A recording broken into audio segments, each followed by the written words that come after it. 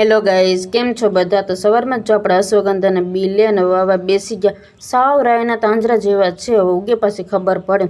ત્યાં તો આપણા ક્રિશીભાઈ જો ઓર્ડર આપી દીધો કે મારે આજે ઇડલી ઢોસા અને સાંભાર ખાવું છે. એટલે એના માટે જો આપણે ચોખા અને દાળ પલાળી રાખ્યા અને થોડીક વારમાં જો આપણે મસ્ત પલળી ગયા છે. પછી તો આપણે મિક્સરમાં ક્રશ કરવું હતું, એટલે એના માટે ખાટી છાશ અને બે લઈ લીધું અને મસ્ત મજાનું આપણું જે બેટર તૈયાર થઈ ગયું. એટલે થોડીક વાર તડકે મૂકીએ તો મસ્ત આથો આવી જાય. ત્યાં તો જો આપણે નણંદ બાને બધા આવ્યા, તો આપણે જો આખા દૂધની ચા પીવા બેસી ગયા. ચા પીને પછી મારે સાંભાર બનાવવું હતું, એટલે જોયું તો તૂરના ડબલામાં તૂર દાળ જ નથી. પછી તો જો આપણે આખું પેકેટ લઈને દાળનું ડબલું ભરી દીધું અને મસ્ત મજાનો આપણે સાંભારનો વઘારે કરી નાખ્યો છે.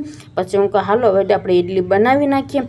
એટલે એક બાજુ જો આપણે ઇડલી બનાવવા મૂકી દીધી અને બીજી બાજુ હું ઢોસા બનાવતી ગઈ, કેમ કે ઢોસા ગરમ હોય તો જ ખાવાની મજા આવે. પછી જો હું બનાવતી ગયા ને બધા સાથે જમવા બેસી ગયા છે અને ઢોસા અને કેરી બધા ખાતા ગયા. તો આપણા આજનો બ્લોગ કેવો લાગ્યો જરૂરથી કમેન્ટ કરતા રહેજો અને નવા હોય તો આપણી ચેનલને ફટાફટ સબસ્ક્રાઈબ કરી દો.